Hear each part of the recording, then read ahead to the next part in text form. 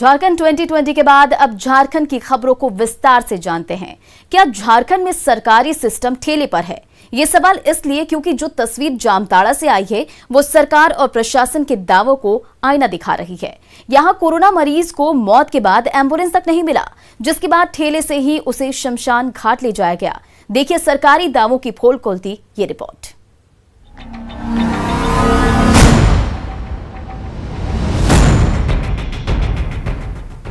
इस तस्वीर और पीपीई किट पहने शख्स को देखकर आप अंदाजा लगा सकते हैं कि यहां किसी कोरोना मरीज के अंतिम संस्कार की तैयारी चल रही है। यहां तक तो सब कुछ सामान्य लग रहा है, लेकिन अब जो तस्वीर हम आपको दिखाने वाले हैं वो जामताड़ा प्रशासन के दावों की पोल खोल रहा है। पहले आप ये तस्वीर देखिए। ठेले पर पड़ा ये शव कर्मा टांड़ के 90 साल के बुजुर्ग हीरू पंडित का है, जिनकी मौत कोरोना से हो गई। 5 घंटे तक शव घर पर पड़ा रहा, लेकिन किसी ने सुध नहीं ली। एक बेटा है जो कोरोना संक्रमित होकर अस्पताल में भर्ती है। पत्नी की मौत 14 दिन पहले ही कोरोना के चलते हो चुकी है। सीओ से लेकर डीसी तक से गुहार लगाई गई, लेकिन किसी ने कोई मदद नहीं की। थक हारकर एक स्थानीय बीजेपी नेता राजेंद्र मंडल ने कुछ सहयोगियों की मदद से ठेले में लादकर शव को शमशान पहुंचाया, तब जाकर अंतिम संस्कार हो पाया। जामताड़ा उपायुक्त महोदय को फोन किया, किसी प्रकार का सेवा नहीं मिला। दोस्तों, यहाँ के वीडियो मैडम को हमने फोन किया, बोला मैं नहीं देखता हूँ, ये सारा चीज सीओ साहब देखते हैं। हमने सीओ साहब को फोन किया, सीओ साहब फोन तक नहीं उठाए। ठेला में बोझ कर शमशान घाट ले गए। जिसके बाद अब बीजेपी सरकार और प्रशासन पर हमलावर है। जामताड़ा जिला का जिला प्रशासन काम नहीं करता है। इन लोगों को मैं झारखंड के मुख्यमंत्री जी से भी आग्रह करता हूं कि ऐसे पदाधिकारियों पर लगाम कसने का काम करे। ये लोग किसी काम का नहीं है, ये लोग निकम्मा व्यक्ति। ये तस्वीर सरकार और प्रशासन के उन दावों को आईना दिखा रही है जो कोरोना मरीजों को लेकर किया जाता है।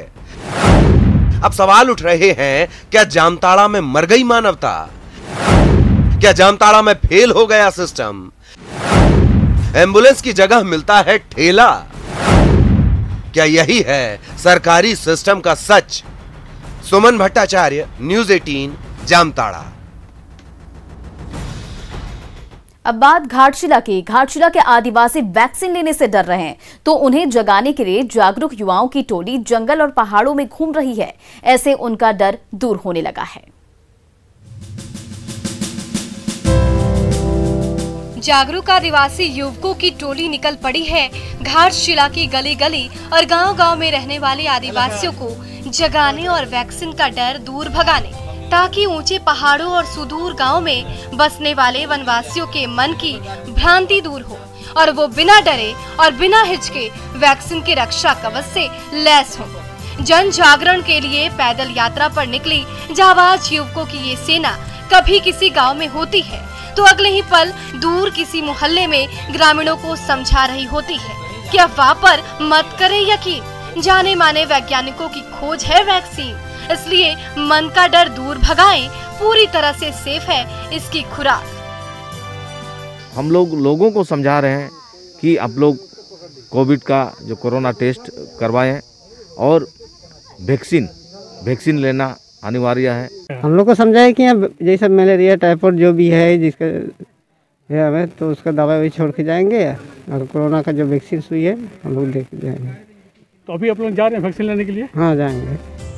घाटशिला के कई गांवों में महामारी की लहर धीरे धीरे फैलती जा रही है। इसकी बड़ी वजह है अज्ञानता और फिजूल का डर। इसलिए घाटशिला के ग्रामीणों को महामारी की मार से बचाने के लिए मेडिकल टीम को गांव-गांव में भेजा जा रहा है, लेकिन डर के मारे कोई ग्रामीण ना जांच करवा रहा है और ना ही वैक्सीन की खुराक ले रहा है। इन्हीं गाँव वालों के मन से भय भगाने के लिए ये युवा गांव-गांव में घूम रहे हैं और इसका बेहतर नतीजा भी दिखने लगा है। शुरू में जब आए थे तो तभी तो एक भी आदमी नहीं था, लेकिन जब बुलाए तो लगभग आते गए और जांच भी कराते गए।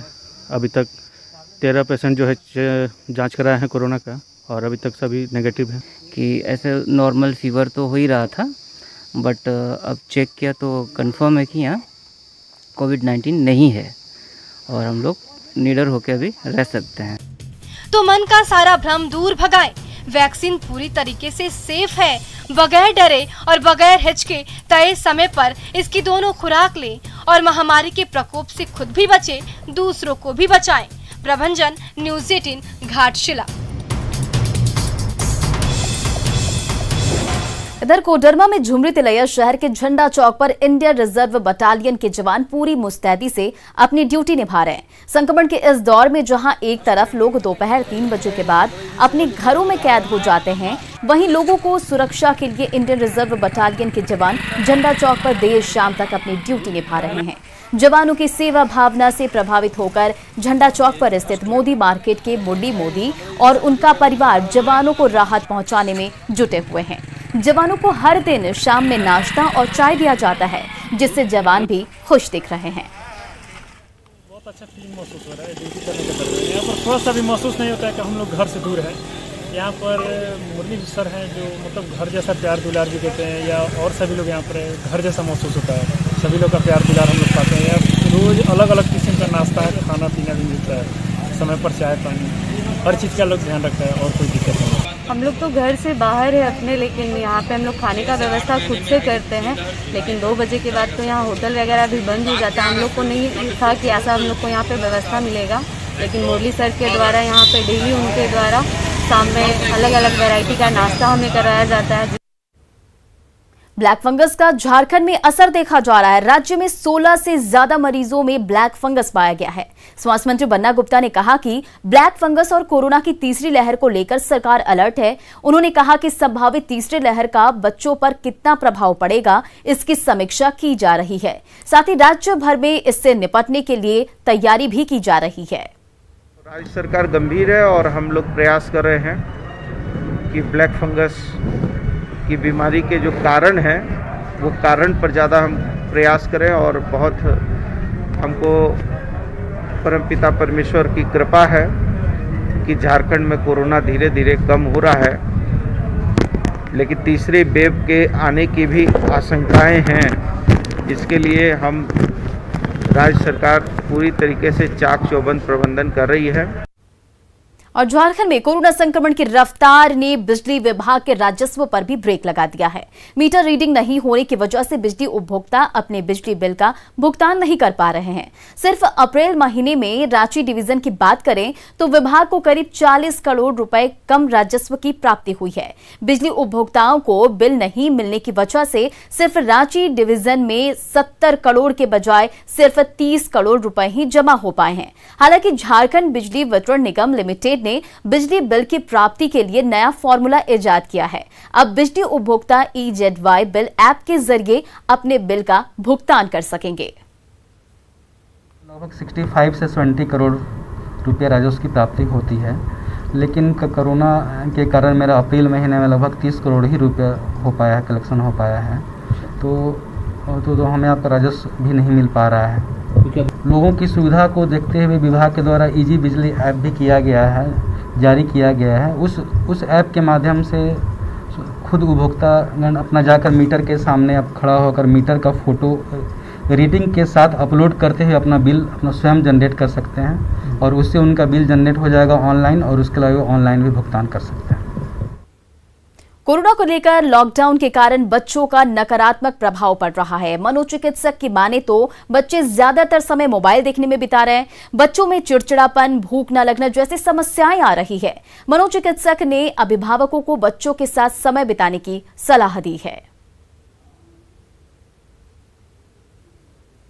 सब लोग मोबाइल पे व्यस्त हैं, लेकिन बच्चों के लिए ज़्यादा मोबाइल भी हानिकारक है। उनके आँख पर ज़्यादा असर पड़ता है, मेंटली भी इस पर असर पड़ता है। तो गार्जियन को करना चाहिए कि बच्चों के साथ समय बिताएं, उनको तरह तरह की इंडोर होम कहें कि एक्टिविटीज़ जो होती है, जैसे बच्चों के साथ बैठ के लूडो खेलना, कैरम खेलना, अपने मन अंताक्षरी खेलना, क्विज कराना, इस तरह से करा के उनका मनोरंजन करें और उनको बौद्धिक क्षमता को बढ़ाएं। आज मुख्यमंत्री हेमंत सोरेन के बड़े भाई और जेएमएम नेता स्वर्गीय दुर्गा सोरेन की 12वीं पुण्यतिथि थी। इस मौके पर सीएम ने अपने आवास पर उन्हें श्रद्धा सुमन अर्पित कर श्रद्धांजलि दी। सीएम हेमंत सोरेन ने कहा कि पार्टी में दुर्गा सोरेन की कमी हमेशा खलेगी। दुर्गा सोरेन की पत्नी और विधायक सीता सोरेन के साथ साथ हम सब लोग पार्टी की ओर से उनको श्रद्धा सुमन अर्पित कर रहे हैं। इधर रांची के कांग्रेस भवन में पार्टी नेताओं ने पूर्व प्रधानमंत्री राजीव गांधी को उनकी पुण्यतिथि पर श्रद्धा सुमन अर्पित किए। साथ ही उनके पद चिन्हों पर चलने का संकल्प लिया। प्रदेश कांग्रेस अध्यक्ष रामेश्वर उरांव ने कहा कि राजीव गांधी का आदिवासी समाज से गहरा लगाव रहा। उन्होंने ही झारखंड अलग राज्य को लेकर पहला कदम बढ़ाया था। अलग झारखंड की बात होने लगी तो अलग झारखंड का पहला स्टेप उन्होंने शुरू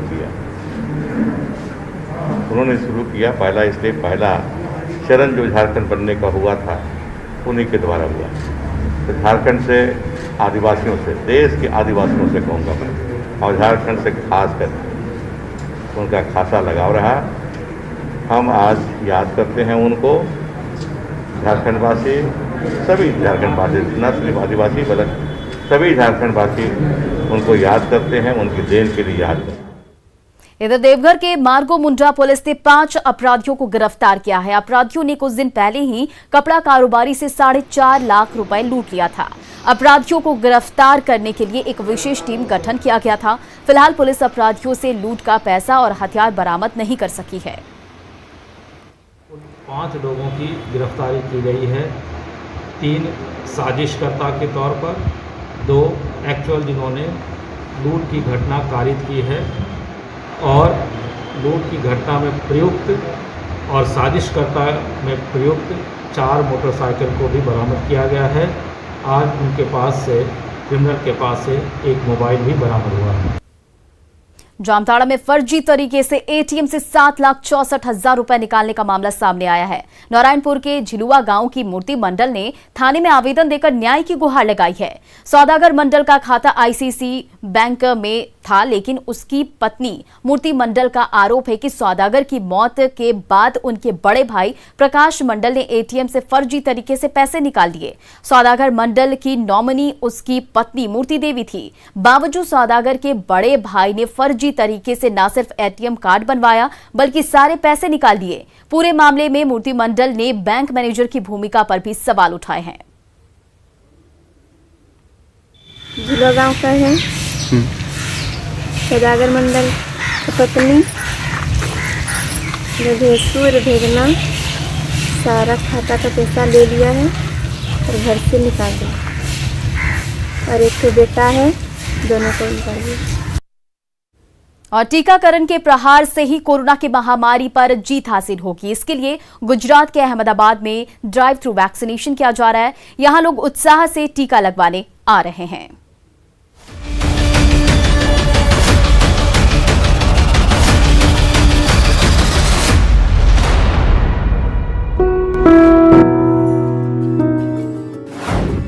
गाड़ी में आना है, टीका लगवाना है।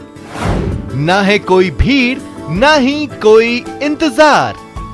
अहमदाबाद में ड्राइव थ्रू वैक्सीनेशन। देश में जितनी तेज गति से टीकाकरण होगा, उतनी ही तेज गति से देश कोरोना पर जीत हासिल करेगा। इसी टीकाकरण को तेज गति देने के लिए अहमदाबाद के सरदार पटेल स्टेडियम में ड्राइव थ्रू वैक्सीनेशन चल रहा है। यहाँ लोग कार या बाइक में बैठे बैठे ही टीका लगवा रहे हैं। संजीवनी समान है, जैसे हमारे लक्ष्मण जी को हनुमान जी ने संजीवनी लाके दिया है, इसके समान तो मैं बोल सकता हूँ। ये आदमी का जी बच सकता है इसमें से।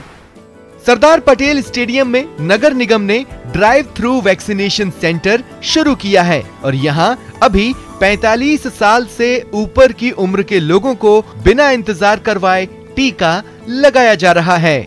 और ये सबको वैक्सीन लेनी जरूरी है, क्योंकि वैक्सीन लेने से कई गुना अपने शरीर में फायदा होता है। इस सेंटर पर पहले ही दिन 1100 से ज्यादा लोगों ने कोरोना का टीका लगवाया।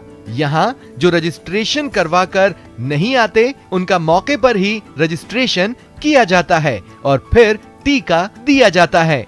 प्रशासन की ओर से ये ड्राइव थ्रू वैक्सीनेशन शुरू किया गया है और जिस प्रकार से कोरोना के आंकड़े तेजी से बढ़ रहे हैं, उसी के चलते भारी तादाद में लोग हैं कि जो कोरोना की टीका लगवाने यहाँ पे आ रहे हैं।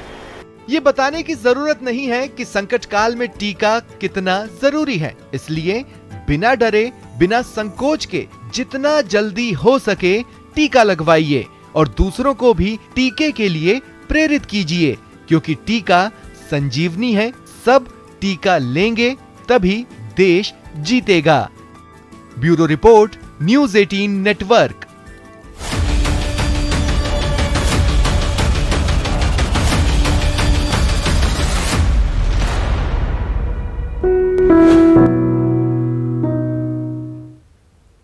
और नेटवर्क 18 यह सुनिश्चित करना चाहता है कि हर भारतीय को कोविड-19 का टीका मिले। टीकाकरण जागरूकता बढ़ाने के लिए नेटवर्क 18 और फेडरल बैंक की पहल संजीवनी शॉर्ट ऑफ लाइफ को सपोर्ट करे। हेल्थ एक्सपर्ट अपोलो 24/7 आपके साथ है।